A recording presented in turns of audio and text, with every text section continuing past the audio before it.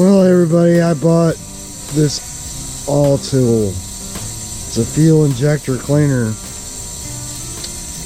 So this is a 4-cylinder CT160, and it doesn't, I don't know, it doesn't really work for what I'm trying to do. And the reason why is because on Optimax you got these air injectors, which it does work on these a little, and then you've got your actual fuel injector. It looks like these.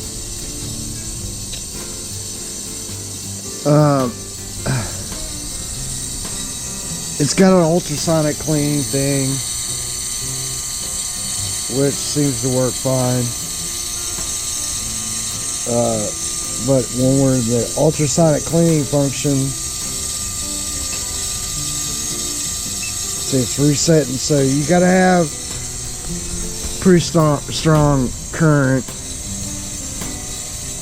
to run this machine, even 120 volts.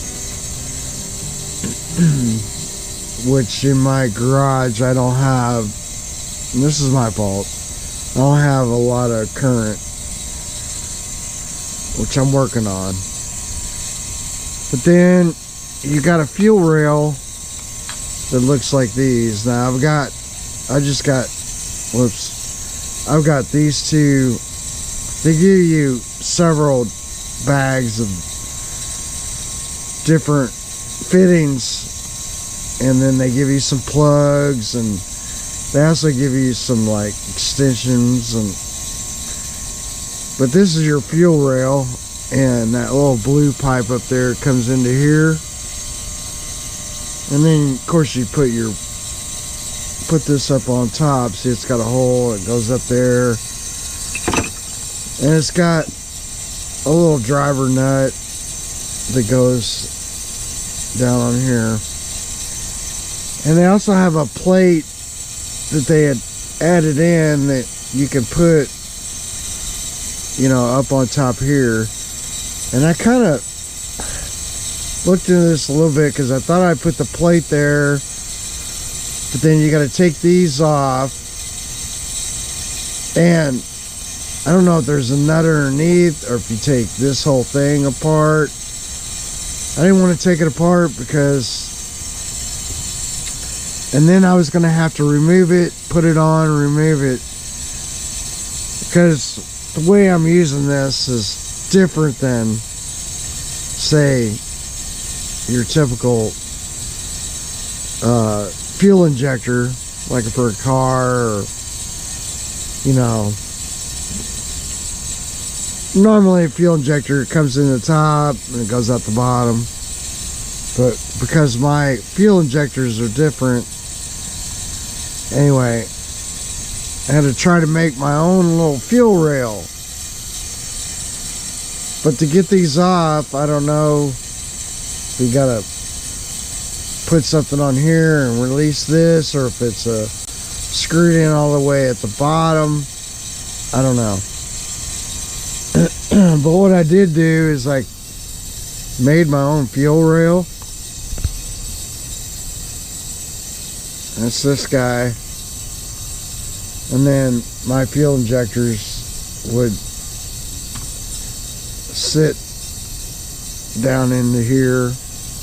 And then I made a little bar because I can't use their fuel rail. And then I did that. Just kind of sits on top of here. So this I only hot glued, and seems to be probably because of the pressure. May have to revisit this. This is like my prototype, so we'll see how long that goes. I may try to do something else, maybe with some aluminum or something. But I mean, it works and it does clean them, and I had a couple that were kind of clogged. Been testing this, So that's kind of like my good, bad, ugly on this thing. So I guess let me charge my phone and charge my battery on my GoPro, and then get a couple of these that I'm cleaning up here on top.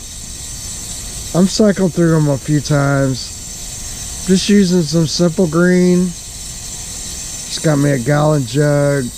They give you a little thing to put in here and fill it up. And there's a couple of fittings on the back to drain your fluid. Lots of different settings right here to test, leakage test. I mean, there's idle speed test, medium, high, accelerating, variable, leakage test. All that seems to be fine. You know, up and down arrows to get to it. So anyway, but now the ultrasonic cleaning function, it kind of taps on the injectors, opens and closes them while you're ultrasonically cleaning them. But I don't have enough juice in here. And it was working last night, so I don't know, it got a little more juice than, it's kind of weird. Not sure why. I don't think it's broken. I don't think there's anything wrong with it. Just need a few more amps. Of course, it's not popping the circuit breaker, so I'm still reading and trying to figure this thing out and trying to get my Optimax fuel injectors clean. And they were dirty, like the air injectors, if you looked at them on the bottom of here, they were just black. Should have probably shown that, but they're pretty black. Cleaned them up. A couple of them weren't really spraying, and then they started spraying, and I put them in that ultrasonic cleaner. And